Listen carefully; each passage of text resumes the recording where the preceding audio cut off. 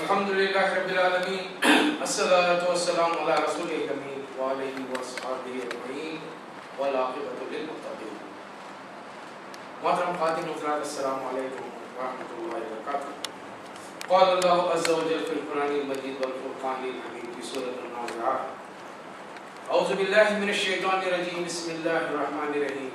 هل أتاك حديث موسى إذ نادى ربه بالوادي المقدس طوى اذهب إلى فرعون إنه طغى فقل هل لك إلى أن تزكى وأهديك إلى ربك فتخشى فأراه الآية الكبرى فكذب وعصى ثم أدبر يسعى فحشر فنادى فقال أنا ربكم الأعلى فأخذه الله نكال الآخرة والأولى إن في ذلك لعبرة لمن يخشى. صدق اللہ مولانا العظیم.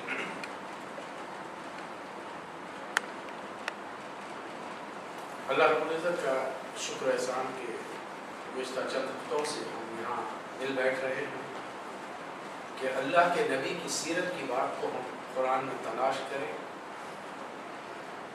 اور سیرت کی روشنی میں قرآن کو سمجھنے کی کوشش کریں.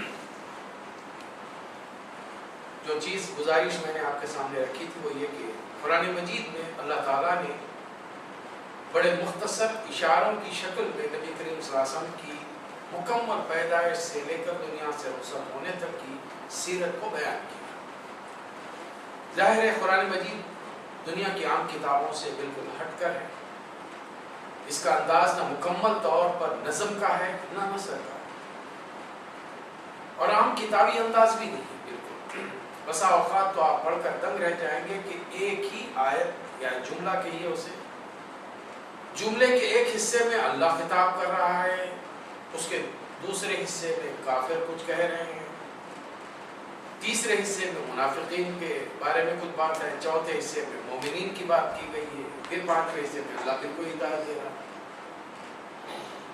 تو یہ عجیب و غریب قرآن مجید کا انداز ہے کہ یہ عام کتابوں سے بالکل ہی مختلف ہے. اور شاید یہی وجہ ہے کہ نبی کریم صلی اللہ علیہ وسلم نے فرمایا کہ قرآن کا پڑھنے والا کبھی بھی اس سے اکتا نہیں سکتا، کبھی بوریت کبھی محسوس نہیں کرے گا، بلکہ جو جتنی دلچسپی سے پڑھے گا قرآن مجید اپنے اسرار اپنے راز اس پر کھولتا رہے گا اور قیامت تک جو مسئلے پیش آتے رہیں گے ان تمام مسائل کا حل اسی قرآن میں. اب یہ اور بات ہے کہ ہماری نادانی کی وجہ سے ہم نے سمجھا قرآن مجید بس ماضی کی داستان ہے. سائنس نے اتنی ترقی کر لی ہے کہ سائنس میں اس کا کس طریقے سے جواب مل سکے گا موجودہ سائنسی ایجادات جو ہو رہی ہیں. حالانکہ سائنس ہر مرحلے پر آگے بڑھ کر خود اپنے آپ کو ثابت کر رہی ہے کہ قرآن برحق ہے، قرآن برحق.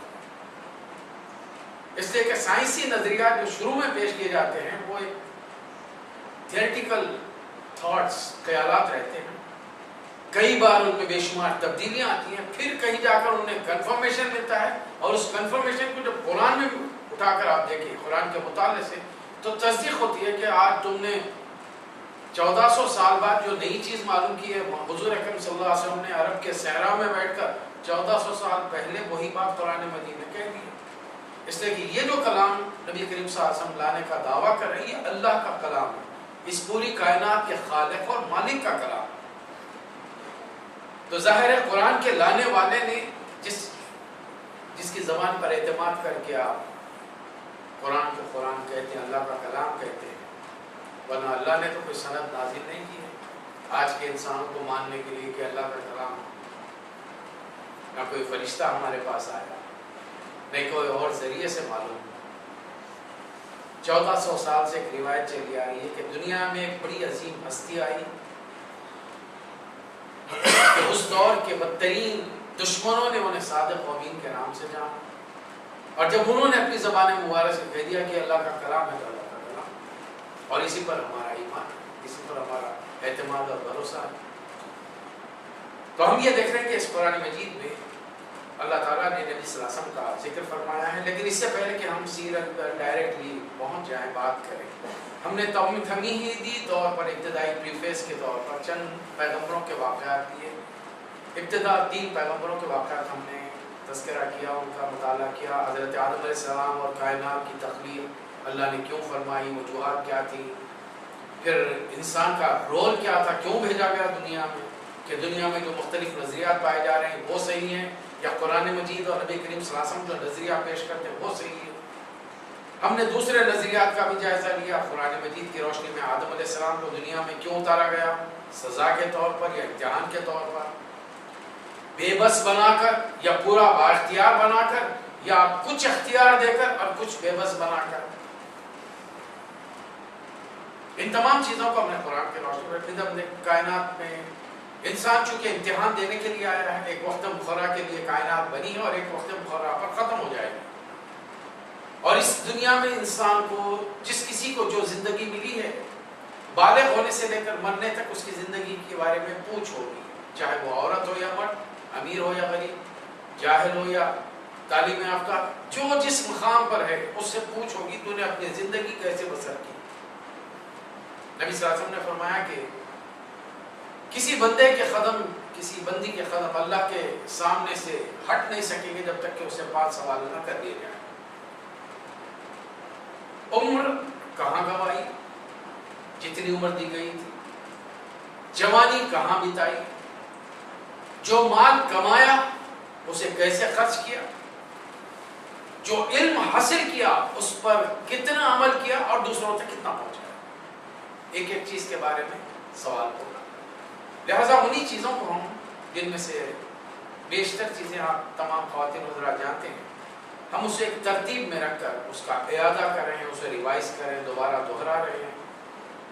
تو حضرت آدم علیہ السلام کے ذکر کے بعد میں ہم نے حضرت نوح علیہ السلام کا ذکر کیا قرآن مجید کی روشنی میں، کہ آدم علیہ السلام کو شیطان نے کس طریقے سے دشمنی ان کے ساتھ اس نے کی، اور پھر جنت میں رہتے ہوئے بھی آدم علیہ السلام کو اسے کیسے برگلایا، زمین پہ آ کر ان کے بیٹوں کو کیسے برگلایا۔ پھر جب دنیا بڑی، آدم علیہ السلام کی اولاد پھیلنی شروع ہوئی، تو اس زمن میں ہم نے دیکھا کہ جب تعداد بہت بڑی ہو گئی تو شیطان نے انسان کے عقیدوں کے بارے میں عقیدے میں خلل ڈال دیا، اور پھر انسان کو خدا سے دور کرنے کے لیے خدا کے بندوں کو خدائی مقام دے دیا، شرک تک پہنچا دیا۔ اللہ نے بہت سارے پیغمبر بھیجے، قوم نہیں مانی، اور آخرکار اللہ نے حضرت نوح علیہ السلام کو بھیجا، لمبی طویل عمر دی، 950 سال، الف سنۃ الا 50 عاما، 50 کم 1000 سال کی عمر دی گئی، اور یہ پوری عمر نبی، تو میں نے عرض کیا کہ جس دن سے حکم ہوتا ہے اعلان کرتے ہیں، نبی واحد انسان ہے جو دنیا میں باقاعدہ اپنے آپ کو ڈکلیئر کرتے ہیں، پروکلیم کرتے ہیں، اعلان کرتے ہیں کہ میں اللہ کا نبی ہوں، انی رسول اللہ علیکم۔ اور نبی صلی اللہ علیہ وسلم کے بعد جو کوئی یہ دعویٰ کرے گا وہ جھوٹا ہوگا، یہ بھی ہمارا ایمان ہونا چاہیے۔ نبی کے علاوہ کوئی یہ اعلان کرنے کی ہمت اور جرت نہیں کر سکتا، کرے گا بھی تو وہی منہ کی کھا جائے گا کہ جھوٹ ثابت ہو جائے گا، اس لیے کہ ان نبیوں کی زندگی انتہائی پاک صاف شفاف ہوتی ہے، رتی برابر کوئی گناہ، کوئی کمی خامی کمزوری ان کے اندر نہیں پائی جاتی، ان کی زندگی اللہ کی نگرانی کے اندر پرورش پاتی ہے، اور جب اللہ کا حکم آتا ہے یہ اعلان کرتے ہیں، پھر اللہ کے پیغام کو بندوں تک پہنچانا ان کا کام ہے، اور جس دن سے یہ اعلان کرتے ہیں اس دن سے اپنا روزی روٹی کاروبار کرنے کا کام چھوڑ دیں۔ اب ان کا ایک ہی کام ہوتا ہے، اللہ کے دین کو، اللہ کے پیغام کو بندوں تک پہنچانا۔ کھائیں گے کیسا، رہیں گے کہاں پر، کپڑا کیسے آئے گا، مکان کیسا ہوگا، یہ ساری اللہ کی ذمہ داری ہے، چاہے تو کھلائے چاہے تو بھوکا رکھے۔ ہمارے نبی نے بھی 3 دن پیٹ پر پتھر باندھے، جو میسر ہو اللہ کی جانب سے وہی، یہ صرف نبیوں سے مطالبہ ہے، امتیوں سے نہیں۔ امتی اپنا تمام روٹین کا کام کریں گے، اور روٹین کا کام کرتے ہوئے دین پر چل کر دین کی دعوت دی تھی۔ نوح علیہ السلام نے 950 سال قوم کو دعوت دی، قوم نہیں مانی، اور پھر اللہ نے اپنا عذاب بھیج دیا، پوری دنیا کو غرق کر دیا، اور ایمان لانے والوں کو نوح علیہ السلام کے ساتھ ایک کشتی میں بچا۔ پھر ہم نے قرآن مجید نے جیسا گیپ دیا وہی گیپ دیا کہ نوح علیہ السلام کے بعد میں کسی پیغمبر کا قرآن مجید میں ذکر نہیں. جس پرومیننٹ پیغمبر کا ذکر آتا ہے حضرت ابراہیم علیہ السلام، وہی عراق جو آج دنیا میں بالکل دنیا کا مرکز نگاہ بنا ہوا ہے، سینٹر پوائنٹ بنا ہوا ہے. آج سے ہزاروں سال میں وہی سینٹر پوائنٹ تھا. اللہ نے وہاں سے اپنے ایک بندے کو اٹھایا جو شاہی پنڈت و پروہت کے گھر میں پیدا ہوا، اور اس وقت اس علاقے میں اس پوری قوم میں ایک آدمی توحید کا ماننے والا نہیں تھا. اللہ تعالیٰ نے شاہی پنڈت کے گھر میں بچے کو پیدا کیا، اسے نبی بنایا، ہر قسم کی آزمائشوں میں ڈالا، اور پھر وہاں سے قوم جب نہیں مانی بلکہ وقت کے پیغمبر کو آگ میں جھونک دیا، اللہ نے آگ سے بچا کر ہجرت کا حکم دیا. حضرت ابراہیم علیہ السلام وہاں سے نکلے اور پھر آپ نے مصر اور فلسطین کا رخ کیا. اللہ تعالیٰ نے آپ کی پوری قوم کو تباہ و برباد کر دیا. لیکن وہ شہر جو ار کے نام سے اس زمانے میں مشہور تھا، آج کے دور میں گزشتہ 60-70 سال میں یہ کھود کر زمین سے برآمد کر لیا گیا ہے، اور پوری ہسٹری اس زمانے کی تاریخ ہمارے سامنے ہے کہ اس دور کے لوگ رہتے کیسے تھے، کھاتے پیتے کہتے، ان کے گھروں کا کنسٹرکشن کیسا تھا، ان کے ہتھیار کیسے تھے، کھانے پینے کے برتن کیسے تھے، ان کے کپڑوں کا انداز کیا تھا، لکھے پڑھے تھے یا نہیں تھے، ان کے معبود خدا کون تھے، وہ عبادت کس طریقے سے کن عمارتوں میں عبادت کرتے تھے. ان تمام چیزوں کی تفصیلات. آدم علیہ السلام کا ذکر ہم نے اس لیے کیا کہ کائنات کی ابتدا کا پہلا انسان، ان سے یہ پوری انسانیت چلی ہے. آج دنیا میں جتنے بھی انسان ہیں ہم ان کو آدم علیہ السلام ہی کی اولاد مانتے ہیں. ہم کسی سے نفرت نہیں کرتے. میرے ان جملوں پر براہ کرم توجہ بہت دیجیے. عمومی طور پر ہمارا براٹ اپ، ہماری پرورش جس انداز میں ہوئی ہے، ہم کسی کو پسند کرتے ہیں، کسی کو ناپسند کرتے ہیں. کافر، نجس، ناپاک، مشرک، دنیا دہریہ، یہ تمام چیزیں. اس کے باوجود یہ احساس رہے کہ ہم سارے کے سارے اس وقت زمین کرۂ ارضی پر جتنے انسان پائے جاتے ہیں، عورت مرد، یہ تمام کے تمام حضرت آدم علیہ السلام کی اولاد ہیں. اس طریقے سے ہم سب ایک دوسرے کے بہن بھائی ہیں. البتہ نبیوں کے آنے کے بعد میں ایک فرق ہوا. کچھ لوگ ایمان لانے والے ہوئے، کچھ لوگ انکار کرنے والے. مومن اور کافر کی تفریق وہاں پر، پہچان وہاں پر. تو یہ ایک سلسلہ. پھر شرک حضرت نوح علیہ السلام کے زمانے میں، پھر وہی شرک ابراہیم علیہ السلام کے زمانے میں نظر آیا. نوح علیہ السلام کا ذکر ہم نے اس لیے کیا کہ آج کی سائنس نے جو ترقی کی ہے اس نے بتایا کہ ایک زمانے میں یہ دنیا پوری پانی کے نیچے تھی. سائنس نے پروف کیا ہے، وہی چیز قرآن مجید پروف کر رہا ہے. سائنس اپنے آپ کو قرآن کے ذریعے اپنی تصدیق کر رہی ہے. قرآن کو تصدیق آج کی سائنس سے کرانے کی ضرورت نہیں.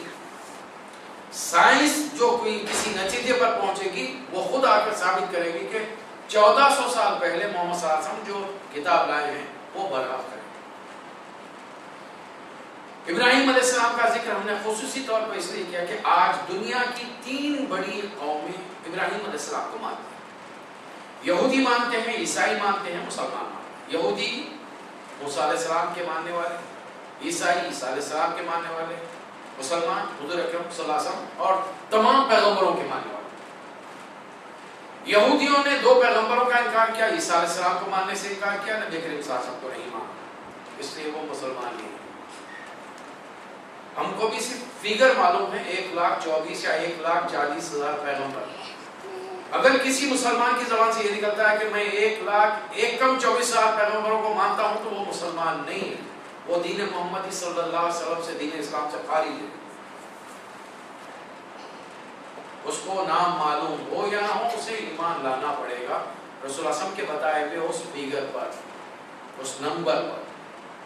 اور انہوں نے 2 کا انکار کیا. عیسائیوں نے حضور اکرم صلی اللہ علیہ وسلم کا انکار کیا، وہ بھی مسلمان ہیں. اس لیے کہ نبیوں کے ایک نبی کے جانے کے بعد تعلیمات چلتی رہتی ہیں. دوسرا جب نبی جب آ جاتا ہے، رسول جب آ جاتا ہے نئی کتاب نئی شریعت لے کر، پرانے نبیوں کی تمام تعلیمات نل اینڈ وائڈ، اسے منسوخ کر دیا جاتا ہے. اب جو بھی تعلیم ہوگی وہ نئے نبی کی تعلیم ہوگی.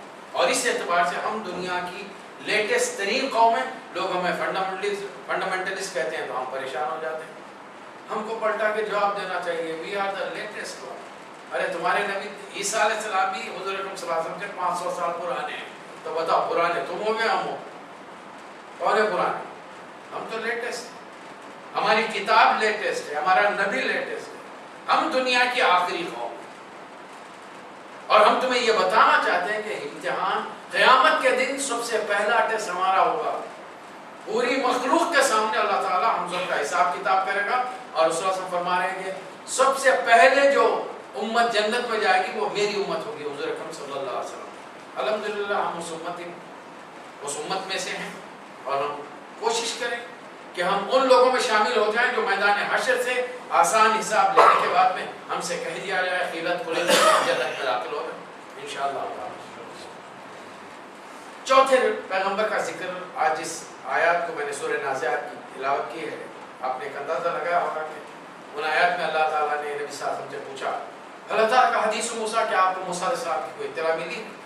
اذ نادى ربه بالوادی المقدس طور، درمیان کا قصہ ہے، پیدا ہو گئے، جوان ہو گئے، بڑے ہو گئے، ہجرت کر لیے، ایک مقام چھوڑے دوسرے جگہ، 10 سال وہاں رہے، شادی کرے، بال بچے ہوئے، واپس آ رہے، درمیان سے قصہ ہے۔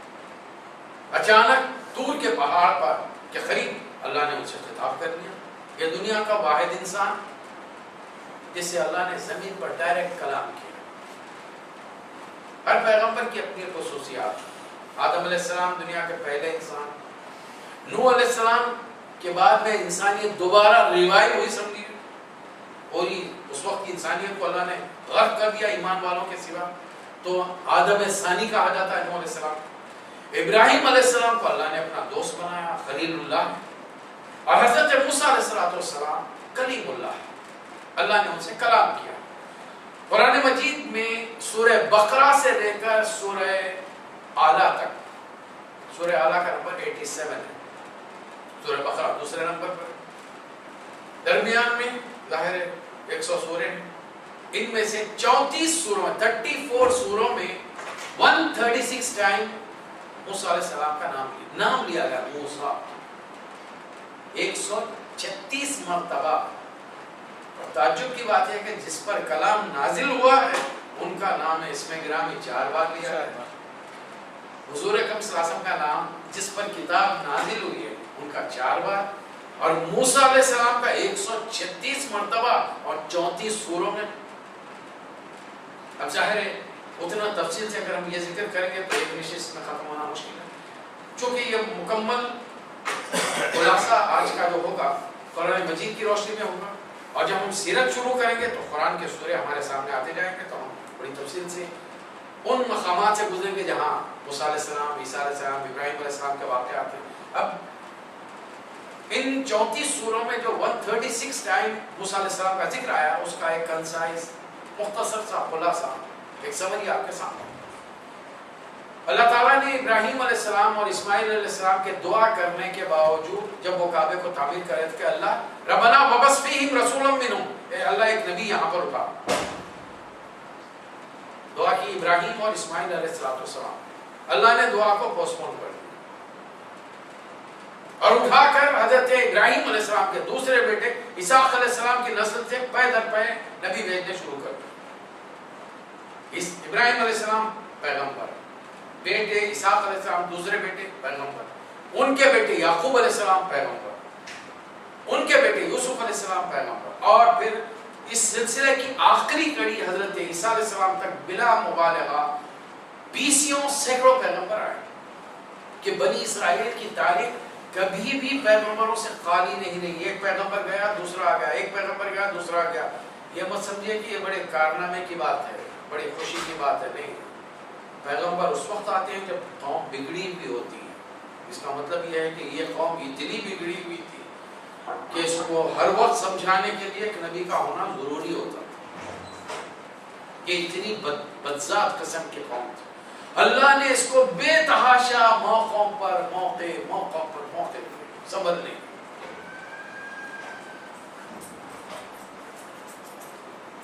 یوسف علیہ السلام کے زمانے میں اللہ تعالیٰ نے بنی اسرائیل کو حکومت دی، نبوت اور حکومت۔ بڑا علاقہ ان کے قبضے میں آیا، مصر، فلسطین، اور اس زمانے میں جارڈن میں بھی تبلیغ ہو رہی تھی. حضرت لوط علیہ السلام جارڈن میں تبلیغ کر رہے تھے جسے موجودہ اردن کہا جاتا ہے. پھر اس قوم کو برباد کیا گیا لوط علیہ السلام کے قوم میں جو اللہ کی نافرمانیاں. اللہ تعالیٰ نے یعقوب علیہ السلام کے ماننے والوں کو بنی اسرائیل کے نام سے قرآن میں یاد کیا. اور یہ بنی اسرائیل اس وقت تک یاد کیا جاتا رہا جب تک کہ قرآن نازل مکمل نہ ہو، جب تک اللہ نے انہیں بنی اسرائیل کے نام سے یاد کیا. انہیں بڑا معزز خطاب دیا ہے. اسرائیل دراصل حضرت یعقوب علیہ السلام کا لقب تھا.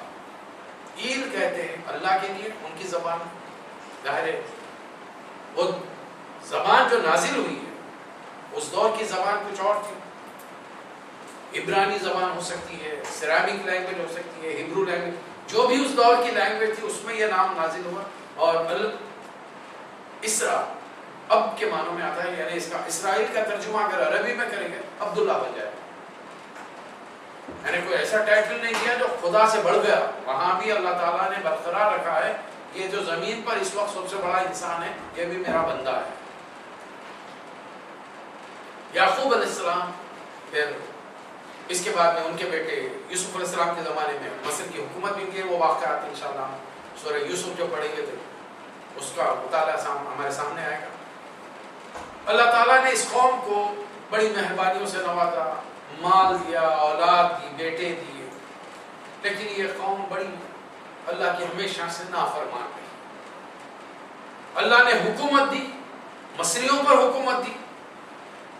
بڑی تعداد مصریوں کی ایمان لے آئی، چھوٹی تعداد اس نے انکار کیا. اس نے اپنا جتھا بنایا، وہ جمی رہی اپنے عقیدے پر، اپنے دین پر، اپنے طرز عمل. پھر انہوں نے اپنا اثر ڈالنا شروع کیا. عورتیں ان کی بڑی خوبصورت مصر کی، لہٰذا یہ جو مسلمان تھے یہ اٹریکٹ ہونا شروع ہو گئے. حاکم قوم ہے، اب انہوں نے ان کے گھرانوں میں شادیاں کرنی شروع کر دی. شادیوں کے زمانے میں بڑی احتیاط کی ضرورت ہے. ہر قوم میں جب ہم شادی کرتے ہیں تو پھر آنے والی ہماری نئی نسل کو بگاڑ کر رکھتے ہیں. اس لیے بہت دیکھ دکھا کر، بہت سوچ سمجھ کر یہ اقدام ہمیں کرنے چاہیے. اور اس کا اثر آہستہ آہستہ نظر آیا کہ بنی اسرائیل کے اندر آہستہ آہستہ شرک. اور پھر وہ جو چھوٹا سا جتھا تھا وہ مضبوط ہوتے ہوتے اتنا ہوا کہ ایک دن وہ مصر پر اثر نہ ہو. اس نے حکومت قائم کر لی اور مصر کے حکمرانوں کو، مسلمانوں کو اس نے اپنا غلام بنا لیا. اور غلام بنا کر انہوں نے جو حکومت کی ہے، یہ تمام حکومت کرنے والے فرعون کہلائے. فرعون نمبر 1، نمبر 2، نمبر 3 BCO ان کے اندر فرعون گزرے ہیں. اور انہوں نے بڑا ظلم کیا مسلمان، اتنا کہ ہفتے کے 7 دن، دن کے 24 گھنٹے، دن اور رات کے، ان سے مسلسل مشقت کراؤ، محنت کراؤ، مزدوری کراؤ، اور ان کی عورتوں پر دست درازی کرتے ہیں. اس قوم کو ذلیل کر کے رکھا.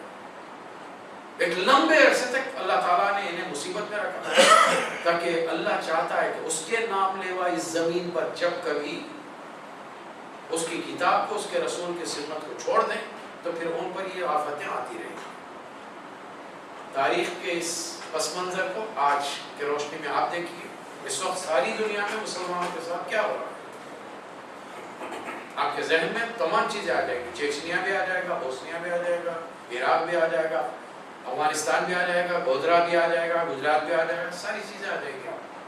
یہ اللہ کا عذاب ہوتا ہے جب اللہ کے ماننے والے، اللہ کے نبی کے ماننے والے جب اس کی کتاب تعلیمات کو پیچھے ڈالتے ہیں. یہ مت دیکھیے کہ آج ہم بڑے سکون سے ہیں، آج ہم اطمینان سے ہیں، تو اس کا مطلب نہیں کہ ہم بڑے متقی پرہیزگار ہیں، اور جو وہاں حادثات کا شکار ہیں وہ بڑے مجرم ہیں، گنہگار ہیں، بدکار ہیں. ایسا کوئی مسئلہ نہیں. یہ تو اللہ کا کرم ہے.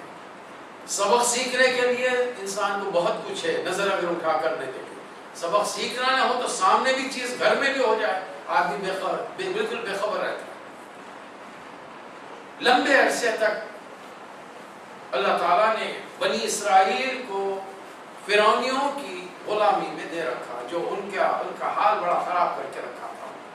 24 گھنٹے ان سے کام کرتے تھے. آخرکار اللہ کو رحم آ گئے، لیکن اللہ نے کوئی دنیا والوں کے لیے معجزہ نہیں، آسمان سے پیغمبر کو نہیں ہوتا، ریڈی میڈ تیار پیغمبر آ رہے ہیں، تبلیغ بھی ہوگی، ہاتھ میں ہر قسم کے ہتھیار ہوں گے، دشمن کا خامہ ہو جائے گا، خاتمہ ہو جائے گا، پھر ہم دنیا میں اسلام کا راج کریں۔ نہیں، اللہ نے یہ طریقہ اختیار نہیں، بلکہ اس زمانے کے جو غلام مسلمان تھے ان کے گھر میں اپنے نبی کو پیدا کیا، اور نبی کو پیدا کرنے سے پہلے اللہ تعالیٰ نے اس نبی کی ماں کے دل میں اشارہ کیا، اب جو لڑکا ہو رہا ہے اس کی حفاظت کرنا، جان کو خطرہ ہو ٹوکرے میں ڈالنا، گھر کے بازو سے جو پانی کی نہر بہ رہی اس کو اس میں بہا کے چھوڑ دو۔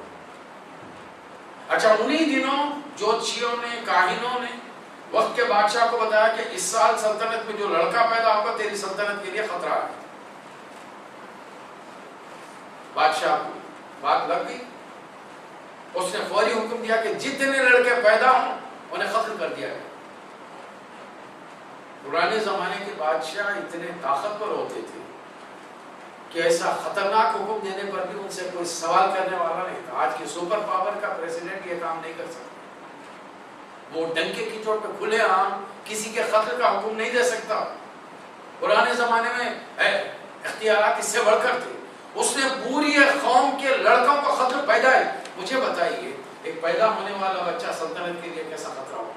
وہ بیچارہ چند مہینے تک تو کروٹ نہیں لے، 40 دن تک تو کروٹ نہیں لے سکتا، چند مہینے تک تو رین صحیح طریقے سے نہیں سکتا، لڑکھڑا کے چلتا ہے، کسی چیز کو تھام نہیں سکتا، پکڑ نہیں سکتا، بھاگ۔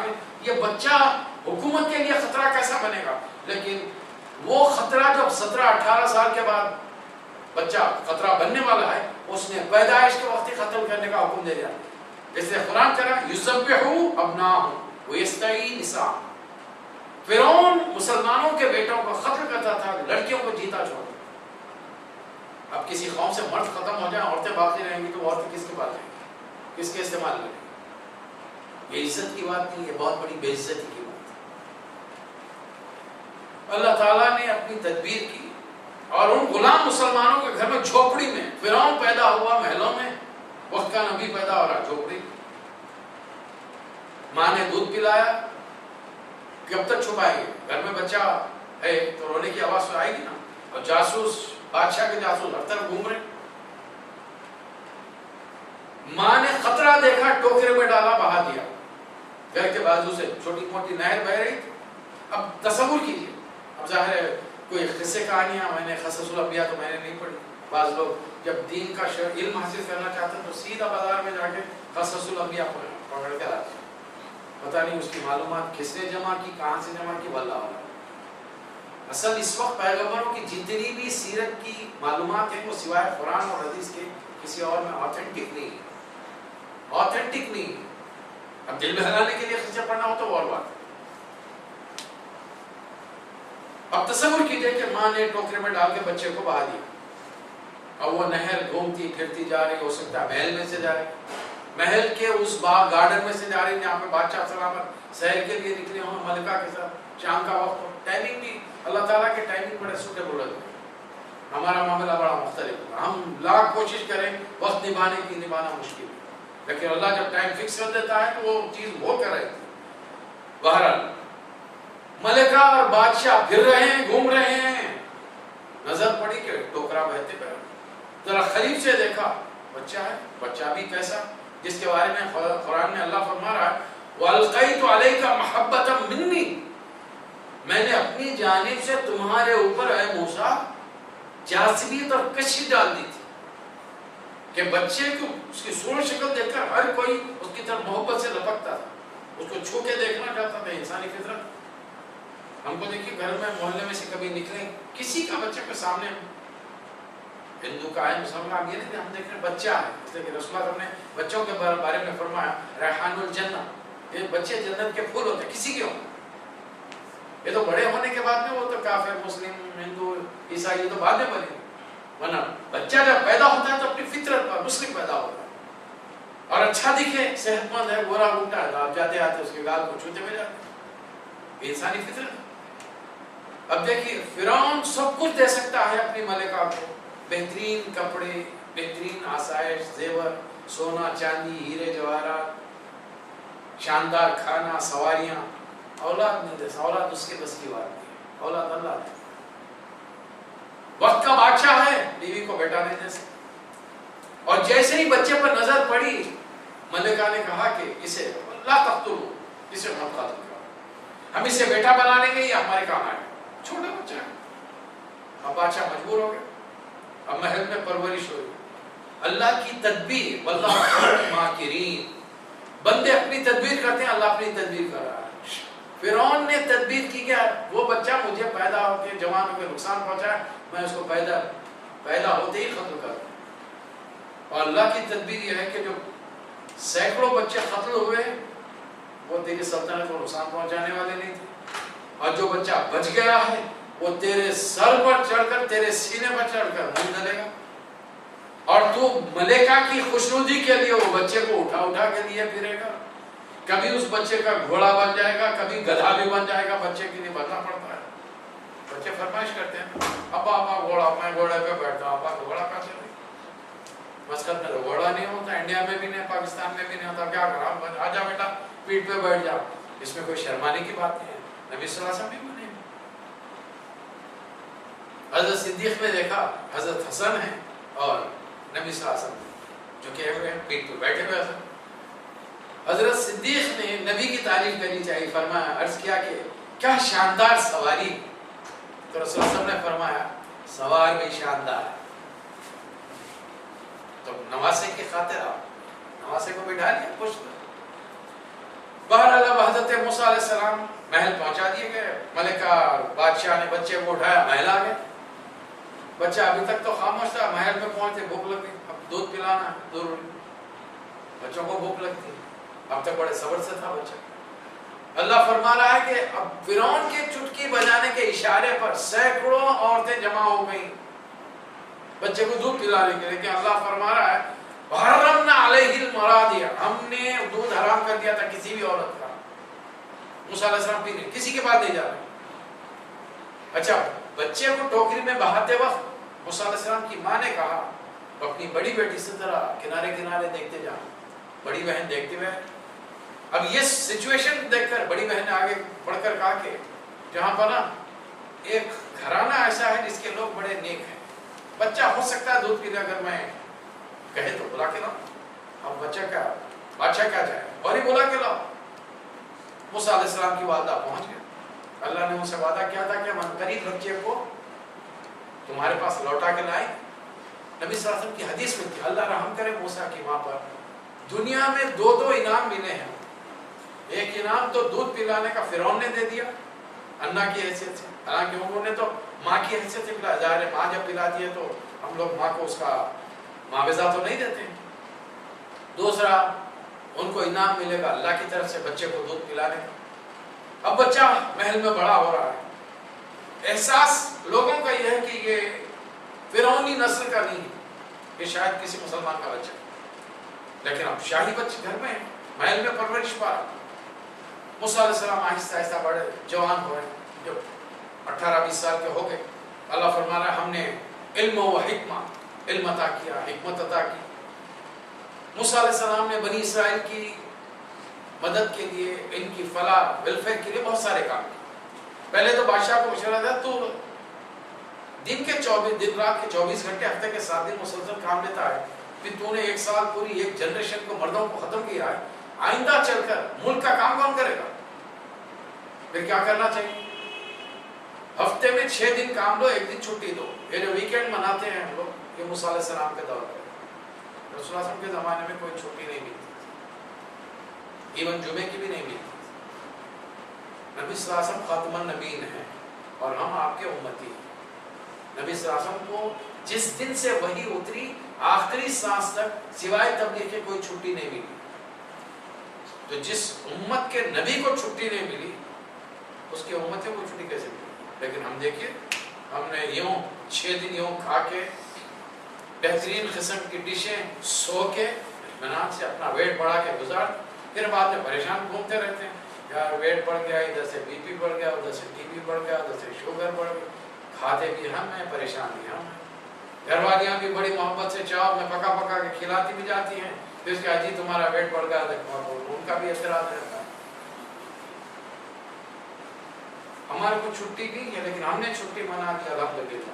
اور میں پورے دعوے سے کہہ سکتا ہوں الا ماشاء اللہ پابندی سے کسی نے قرآن نہیں پڑھا ہوگا ان 6 دنوں. میں پورے چیلنج سے کہہ سکتا ہوں پوری 5 وقت کی نمازیں 6 دنوں میں کسی نے نہیں پڑھی ہوئی. ایک آدھ تو گھر میں ڈیفینیٹلی ہوئی الا ماشاء اللہ. ان کو چھوڑ کر جن کو رپورٹ دینا ہوتا ہے، جن کو رپورٹ نہیں دینا ہوتا ہے، ارے جب پردہ نہیں، جب کوئی خدا سے بندوں سے پردہ کرنا ہے، مولوی صاحب کا مولے والے آ کے پیش امام صاحب پکڑیں گے ہم کو. یہ چھٹی ہم منا رہے 6 دن کی چھٹی ہونا تو یہ چاہیے تھا 2-3 گھنٹے کا پروگرام ہونا تھا. اینیوے بہرحال حضرت موسیٰ علیہ السلام بڑھتے جا رہے ہیں. ایک دن شکار کھیل کر باہر سے واپس آ رہے ہیں، دیکھا 2 آدمی لڑ رہے ہیں. ایک فرعونی ہے، ایک موسیٰ علیہ السلام کا اپنی قوم کا مسلمان ہے. دونوں کا جھگڑا چکانے کا ظاہر ہے فرعونی غرور، جن کا اپنا وطن رہتا ہے، ملک رہتا ہے، حکومت رہتی ہے، ان کا غرور تکبر کچھ اور ہوتا ہے.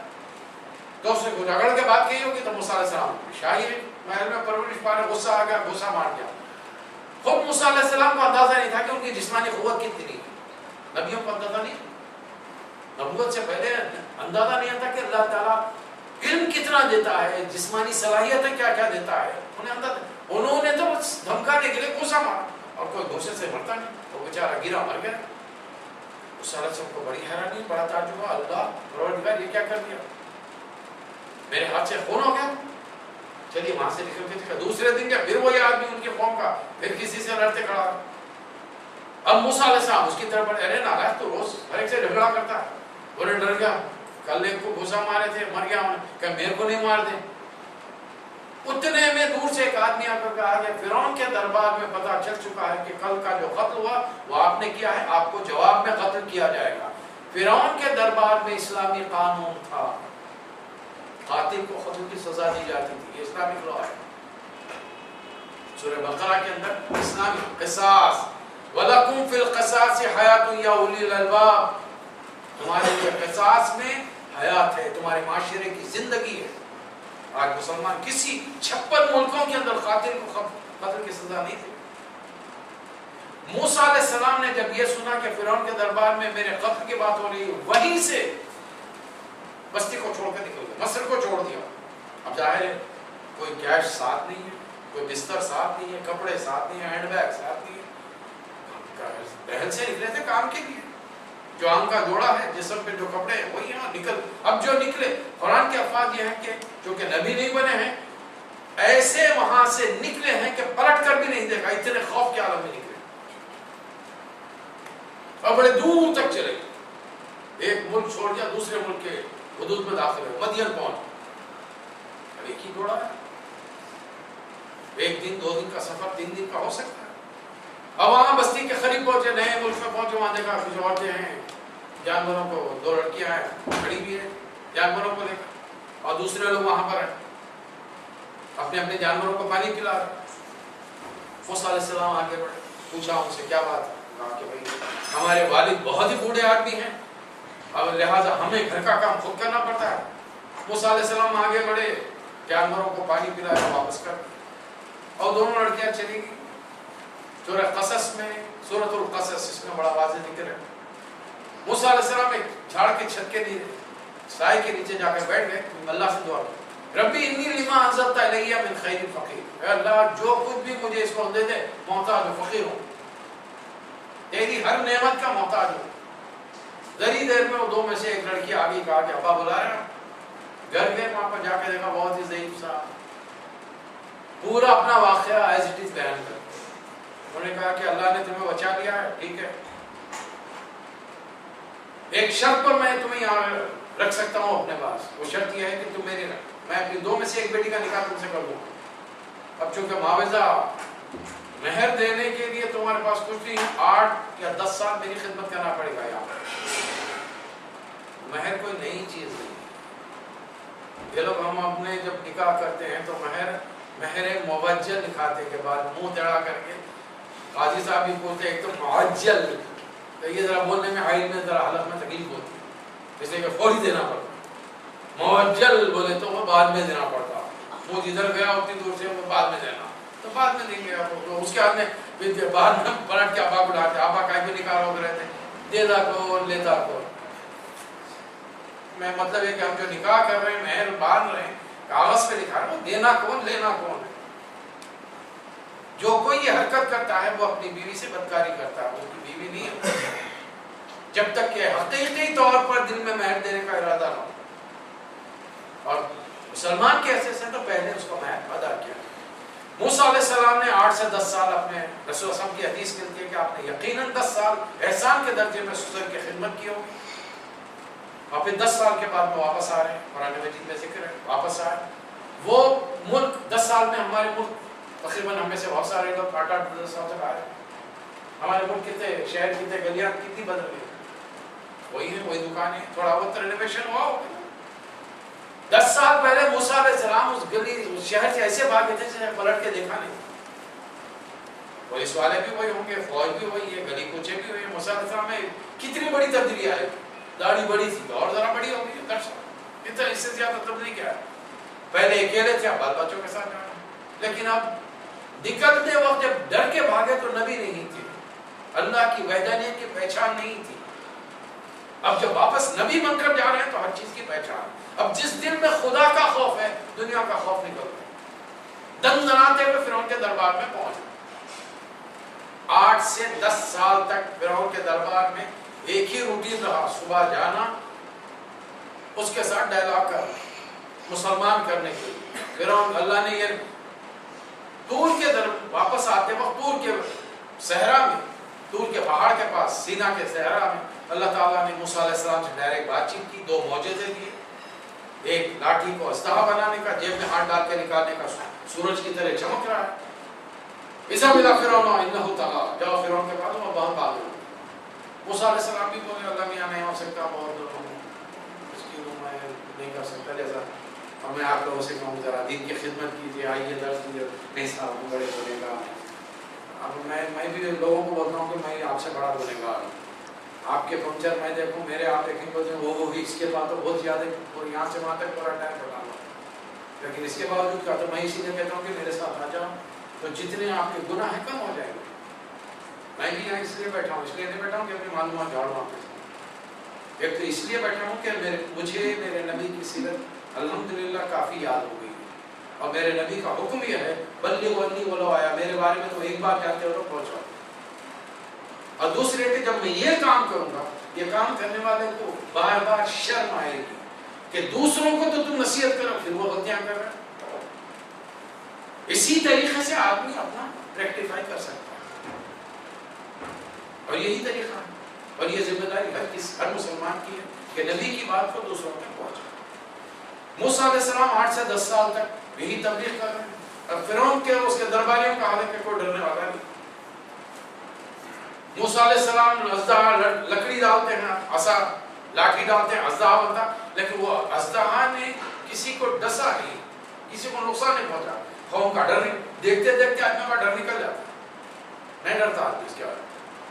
انہوں خالی لے کے آتے ڈالتے ہوئے آ کے پن پھیلا کے کھڑے رہتا، ڈسا نہیں ہے، کسی کو نقصان ہی نہیں پہنچا. اب کیوں ڈرتے ہیں؟ اب اس کے بعد انہوں نے کہا کہ نہیں صاحب یہ تو جادو ہے، جادوگروں کو بلا. ایک بہت بڑا مقابلہ ہو گیا، ایک اسپیشل دن بڑا مقابلہ ہو گیا. جادوگروں نے سینکڑوں رسیاں زمین پر ڈالی، اسٹیڈیم میں بیٹھنے والوں کو ہزاروں سانپ میدان میں گھومتے ہوئے نظر آئے. اللہ اتنے ایسے خطرناک جادو تھا کہ قرآن فرما رہا ہے کہ بسحر جاؤ بسحر عظیم، بڑا زبردست جادو لے کر آئے تھے کہ موسیٰ علیہ السلام اور ہارون علیہ السلام خوف سے کانپ گئے. اللہ کو کہنا پڑا لا تخافا، تم دونوں ڈرو مت، انی معکما اسمع وارا، میں تم دونوں کے ساتھ ہوں، میں سن بھی رہا ہوں دیکھ بھی رہا ہوں. اے موسیٰ آپ اپنی لاٹھی دیکھو. موسیٰ علیہ السلام نے لاٹھی رکھی. وہ جادوگروں کا جو نقلی جادو تھا اس سانپ نے اژدہے نے ہڑپ کر لیا. جادوگروں کو احساس تھا ہم جو کچھ بتا رہے ہیں وہ نظر کا دھوکہ ہے، اصلی ہماری رسیاں ہی رہیں گی، وہ کبھی بھی سانپ نہیں بن سکتی. لیکن موسیٰ علیہ السلام نے جو کیا ہے وہ نظر کا دھوکہ نہیں، جادو نہیں ہے، بلکہ حقیقت میں کوئی چیز موسیٰ علیہ السلام کے پاس ہے جس نے ہمارے جادو کے سحر کو، اثر کو ختم کر دیا. اُلقی السحرۃ الساجدین، بے اختیار وہ سجدے میں گر پڑے اور ایمان لے. فرعون نہیں مان. اس کے باوجود فرعون اور فرعونی وہ چونکہ اقتدار میں ہیں، ان کو ایک ہی چیز کی فکر تھی، یہ موسیٰ دراصل حکومت چاہتے ہیں۔ اسلام کی آپ جب کبھی بات کریں گے آپ پر ایک الزام آئے گا کہ ان مسلمانوں کو کم وقتوں کو حکومت چاہیے، اقتدار، کرسی چاہیے۔ کل تک ہو سکتا ہے کوئی لا علمی میں شرماتا، ہم نہیں شرما، ہاں چاہیے، اقتدار چاہیے، اسلام کو اقتدار چاہیے، اللہ کے دین کو نافذ کرنے کے لیے اقتدار چاہیے۔ یہ میری دعا نہیں ہے، یہ اللہ نے رسول اللہ کو دعا سکھائی ہے۔ قل ربی ادخلنی مدخل صدق واخرجنی مخرج صدق واجعلنی من لدنک سلطانا نصیرا، ایک طاقت کے ذریعے میری مدد کر، اور وہ مدد مدینے سے آئی۔ آپ کو مدینہ پہنچ کر جہاں پر عبداللہ بن ابی کو بادشاہ بنانے کا اعلان کر دیا گیا تھا، صرف تاج پوشی باقی تھی، رسول اللہ ہجرت کر کے جاتے ہیں، اور وہاں پر مدینے کی فائنل اتھارٹی کون ہے؟ میثاق مدینہ پڑھیے تو آپ کو پتہ چلے گا۔ Final authority, the last ultimate final decision will be Muhammad صلی اللہ علیہ وسلم۔ آخری فیصلہ جو ہوگا، حضور آخری فیصلہ کس کا ہوتا ہے؟ حکمران کا ہوتا ہے۔ اگر رسول اللہ صلی اللہ علیہ وسلم صرف دین کا پیغام پہنچانے کے لیے آئے تھے تو پھر آپ کو چاہیے تھا کہ آپ عبداللہ بن ابی کو ادھر بادشاہ بنا کے بٹھا دیتے اور اپنی نبوت آپ کرتے، لیکن آپ نے بیک وقت دونوں عہدے سنبھالے، اپنے لیے دنیاوی ٹائٹل استعمال نہیں کیے، his excellency, his highness, his majesty, president, prime minister, الفاظ استعمال نہیں کیے، ورنہ حکومت وقت آپ کے پورے اختیار میں تھی۔ حکومت چاہیے، بغیر حکومت کے آپ قانون کو اللہ کے نافذ نہیں کر سکتے۔ اس لیے کہ حضرت عثمان سے ایک حدیث ہے جس میں کہ اللہ تعالیٰ جس چیز کا، جس برائی کا توڑ قرآن سے نہیں کرتا، اس چیز کا توڑ سلطان سے، طاقت سے کرتا۔ بہرحال حضرت موسیٰ علیہ السلام نے کئی معجزے بتائے، اللہ نے فرمایا ہم نے موسیٰ علیہ السلام کو 9 آیات بینات، 9 معجزے دیے تھے، آپ نے دعا کی، پورے ملک کا پانی خون بن گیا۔ اب کھاتے کیا، نہاتے کیا، دھوتے کیا؟ پانی تو آپ کو ہر چیز کی ضرورت ہے۔ انتہائی خوبصورت آدمیوں کو دیکھیے، صبح کا جب اٹھیں گے تو آپ کو ان کی شکل بڑی بھیانک نظر ہے، لیکن پانی کے چند چھینٹے منہ پر مار لیے تو پھر دیکھیں پھر سے فریش ہو گئے، تازہ ہو گئے۔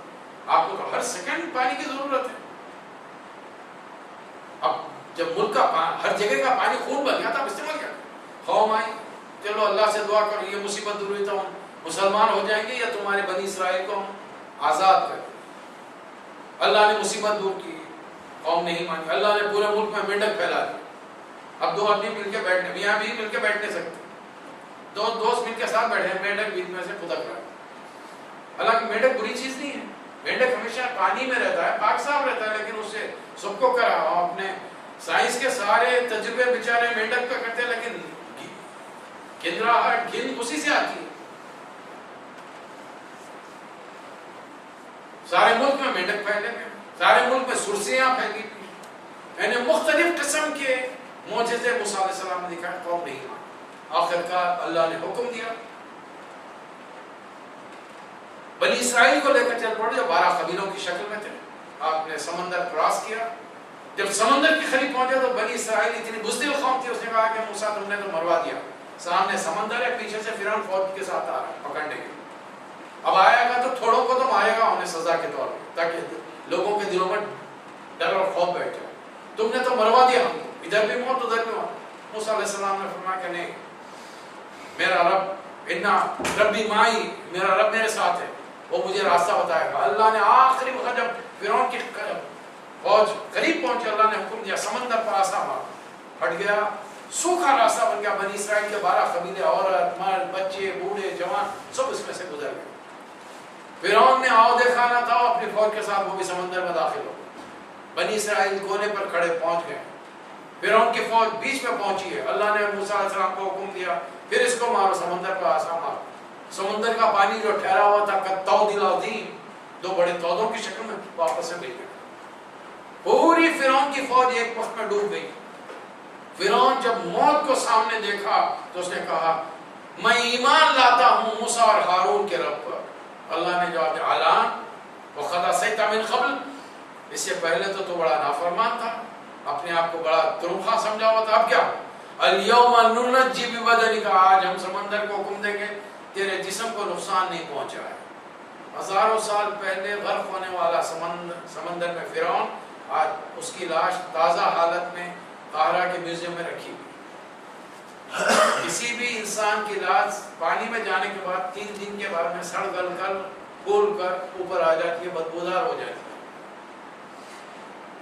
پرانے زمانے میں انسانی جسموں کو محفوظ کرنے کے لیے کچھ جسم پر مسالے لگائے جاتے تھے، لیکن وہ زمین پر، یہاں تو سمندر میں ڈوب رہا ہے۔ اللہ نے قرآن میں فرمایا ہم تیرے جسم کو محفوظ رکھیں گے تاکہ آنے والے دور میں تیرے جسم کو نشانی بنا کر پیش کریں۔ یہ تھے موسیٰ علیہ السلام بنی اسرائیل کو لے کر سمندر کے دوسرے کنارے پہنچے، کافی واقعات ہوئے۔ اللہ نے ان پر مہربانی کی اور فرمایا کہ صحرا میں مت رہو، سامنے جو ملک ہے بیت المقدس، اس میں داخل ہو، یہ ملک تمہارا۔ وہ اتنی بزدل قوم تھی، غلام قوم، اس نے کہا کہ یا موسیٰ فَاذْهَبْ أَنْتَ وَرَبُّكَ فَقَاتِلَا إِنَّا هَاهُنَا قَاعِدُونَ، تمہارے اللہ میاں جا کر لڑو، ہم تو نہیں آتے۔ إِنَّهَا قَوْمٌ جَبَّارُونَ، بڑے زبردست لوگ ہیں، ہم کو مار ڈالیں گے، ہم نہیں آتے، ہم کو جان بڑی پیاری ہے، تمہارا خدا جا کے لڑو، ہم تو یہاں بیٹھے رہیں۔ اللہ نے موسیٰ علیہ السلام کی موجودگی میں 40 سال کے لیے فلسطین کو بنی اسرائیل کے لیے حرام قرار دیا۔ یہ قوم 40 سال تک صحرا میں بھٹکتی رہی، لیکن اللہ ان پر مہربان تھا، صحرا میں مرے نہیں۔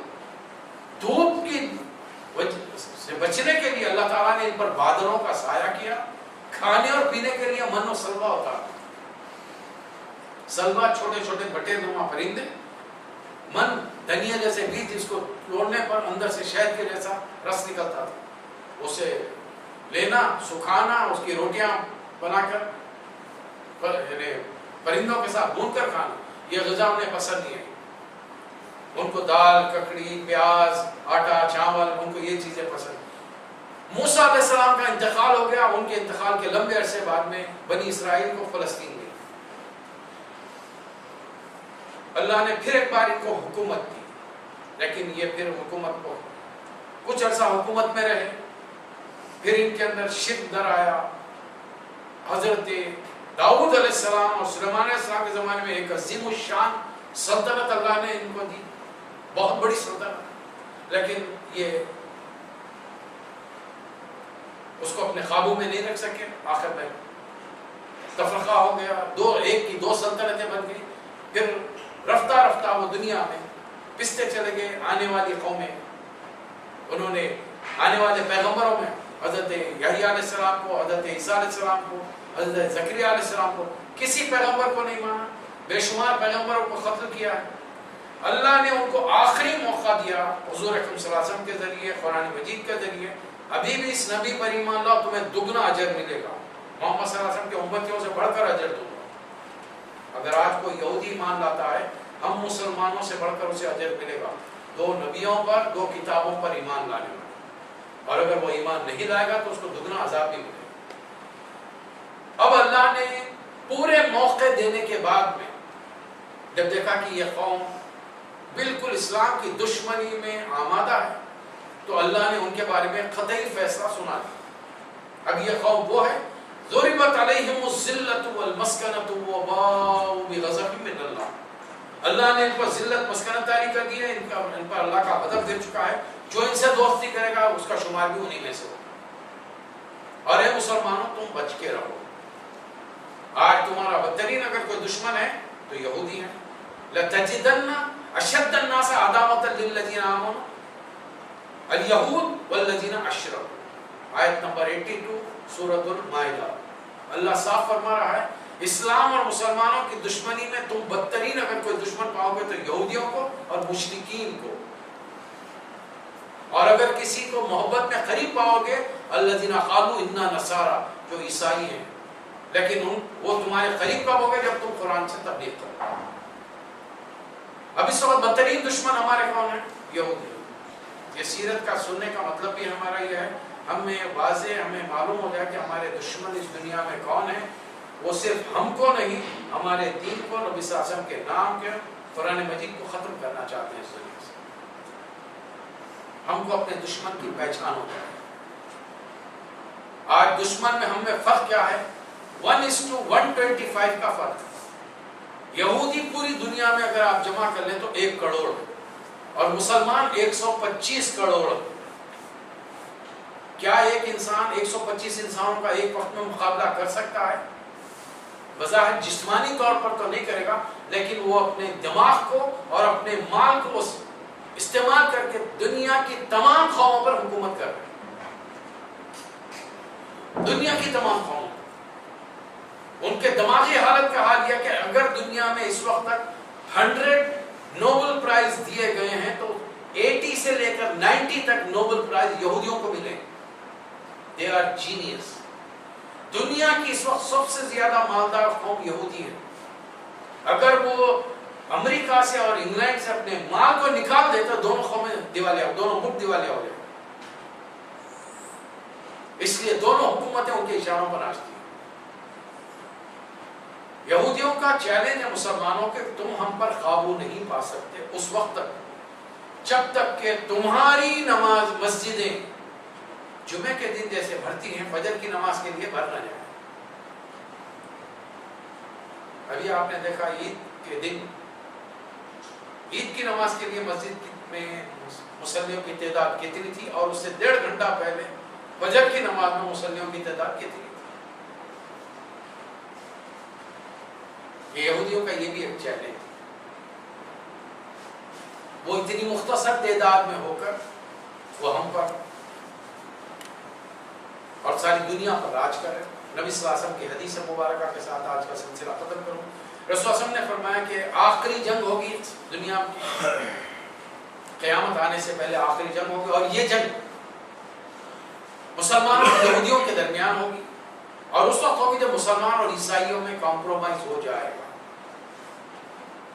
اس وقت یہودیوں کا ساتھ دینے کے لیے دجال آئے گا اور مسلمانوں کا ساتھ دینے کے لیے عیسیٰ علیہ السلام۔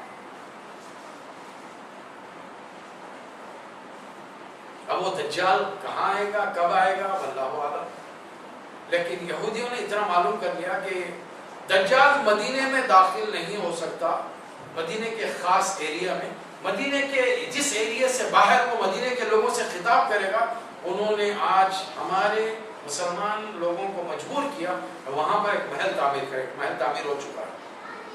آپ میں سے جو حضرات حج کے لیے عمرہ کے لیے جائیں، مدینہ منورہ جائیں، ٹیکسی ڈرائیور سے اتنا کہیے دجال پیلس،